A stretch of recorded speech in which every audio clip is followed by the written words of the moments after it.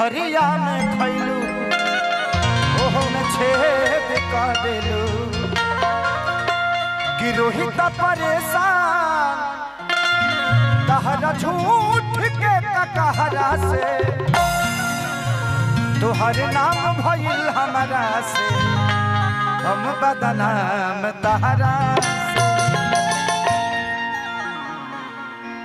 इस जीवन में प्यार करिए आप, लेकिन प्यार के पीछे अपने आप को बर्बाद मत करिए। प्यार करना है तो अपने माँ बाप से करिए, क्योंकि जिंदगी में माँ बाप का ही एक प्यार है जो निस्वार्थ है, अपने बच्चों के भविष्य के लिए है।